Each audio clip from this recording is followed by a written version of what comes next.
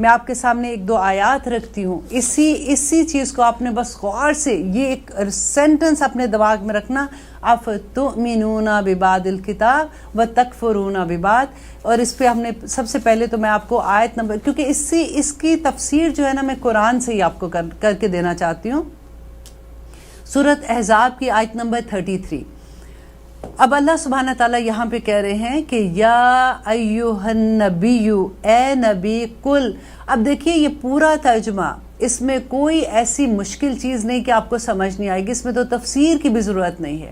لیکن پھر بھی ہم سارے لوگ جب اس آیت پہ آتے ہیں نا، تو وہ جو سورۃ بقرہ میں ہم نے جو بقرہ کا قصہ پڑھا تھا نا، کہ گائے کا قصہ پڑھا تھا کہ کس طرح سے انہوں نے سوال پہ سوال پہ سوال کر کے اتنا مشکل کر دیا تھا، بالکل ہمارا وہ حال ہے. اس آیت کے بعد تو یوں لگتا تھا کہ یہ قصہ بالکل اس کے ساتھ ہی میچ کرتا ہے کہ یا ایھا النبی، اے نبی، کل کہہ دیجئے لازواجکا، اپنی بیویوں سے، و بناتکا، اور اپنی بیٹیوں سے، و نسائی، اور عورتیں، المومنین، یہ غور سے سنیے، نساء المومنین، مومن عورتوں سے، یدنینا، کہ قریب کر لیں، لٹکا لیں، قریب کر لیں، پاس کر لیں، علیہن، اپنے اوپر، من جلابیبہن، اپنے جلباب، ذالک ادنا، یہ زیادہ قریب ہے، ان کے یعرفنا، کہ وہ پہچانی جائیں، فلا یؤذین، اور نہ وہ تکلیف دی جائے. دیکھیے یہ آیت جو ہے یہ پردے کی آخری آیت ہے جو سورۃ احزاب میں اتری تھی، کہ اللہ سبحانہ جلباب، دیکھیے جلباب اس بڑی چادر کو کہتے ہیں جو جیسے ہماری لینگویج میں ہم کیا کہتے ہیں، شلوار قمیض دوپٹہ جیسے ہم کہتے ہیں. اگر آپ کو کوئی یہ کہے کہ شلوار پہنو تو آپ کیا سر کے اوپر شلوار تو نہیں پہن کے آئیں گے نا، انڈرسٹوڈ ہے. شلوار پہننی ہے تو ہم نے شلوار کہاں پہننی ہے. کوئی کہے گا کہ قمیض پہنو تو ہم نے کہاں قمیض پہننی ہے. جلباب اس بڑی سی چادر کو کہتے تھے جو اوپر سے نیچے تک ڈھانپ لیتی تھی. تو جب یہ آیت اتری تھی تو مکہ کے لوگوں کو اور مدینہ کے لوگوں کو اچھے سے پتا تھا کہ جلباب کون سی والی چادر ہے. اور اللہ تعالیٰ نے ایکسپلین بھی کر دیا، یدنینا علیہن من جلابیبہن، کہ بڑی چادر جو ہے وہ اپنے اوپر ڈال دو. اور پھر ہم کہتے ہیں یہ ہمارے لیے حکم نہیں ہے اور ہمیں اس کی سمجھ نہیں آتی ہے. یہ ہم اگر یا تو ہم یہ کہہ دیں کہ نساء المومنین ہم ہے نہیں ہے، تو یہ آیت جو ہے یہ نبی صلی اللہ علیہ وسلم کی بیٹیوں کے لیے تھی اور ان کی بیویوں کے لیے تھی، تو سمجھ آ جاتی ہے. لیکن اگر ہمیں یہ لگتا ہے کہ یہ نساء المومنین جو ہیں یہ ہم ہیں، تو پھر ہمیں سوچنا پڑے گا نا اس کے بارے میں. میں آپ کو ایک اور آیت بتاتی ہوں، سورۃ نور کی آیت ہے. اب دیکھیے سورۃ نور کا آغاز جو ہے نا، شروع وہ ایسے کہ سورتن، یہ سورت ایک سورت، دیکھیں کہنے کو تو پورا قرآن اللہ سبحانہ تعالیٰ نے ہی نازل کیا نا، پھر اس ایک سورت میں اللہ سبحانہ تعالیٰ یہ کیوں کہہ رہے ہیں کہ سورتن، یہ ایک سورت، انزلناہا، اس کو ہم نے نازل کیا، وفرضناہا، اور اس کو ہم نے فرض کر دیا، وانزلنا، اور نازل کیا ہم نے، فیہا، اس میں، آیات بینات، واضح نشانیاں، واضح آیات اس کے اندر ہم نے بتا دی ہیں، لعلکم تذکرون، تاکہ تم سمجھ سکو، غور کر سکو.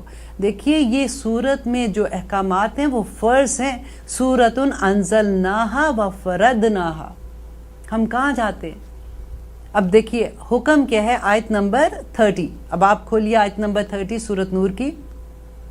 یہ جو میں ابھی آیت پڑھ رہی ہوں اس سے پہلے آدمیوں کو حکم ہے کہ وہ اپنی نگاہیں نیچے کریں، اینڈ سیکنڈ حکم جو ہے وہ عورتوں کے بارے میں ہے. اور آپ مومن عورتوں سے کہہ دیجئے کہ وہ اپنی نگاہیں نیچی رکھا کریں اور اپنی شرمگاہوں کی حفاظت کریں اور اپنی زینت کو نہ ظاہر کریں مگر جو حصہ اس میں سے کھلا رہتا ہو، اور اپنے سینوں پر چادریں اوڑے رکھا کریں.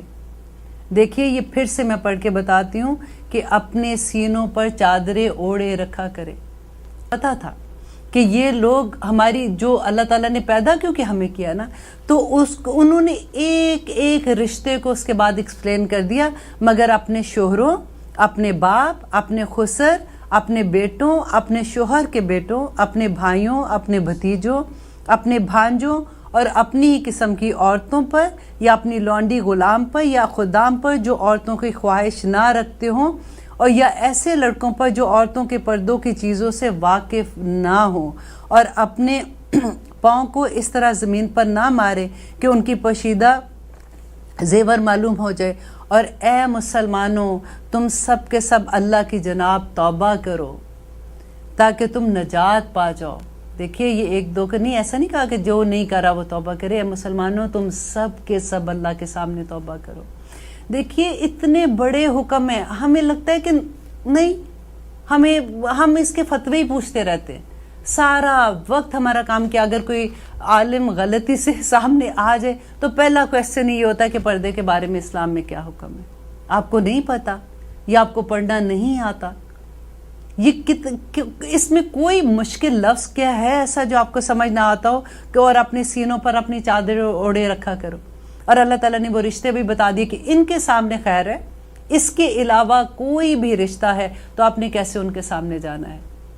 वो कहाँ गया जलबाब, वो कहाँ गई चादरें, वो कहाँ गए वो दुपट्टे जो हमने अपने ऊपर रखने थे।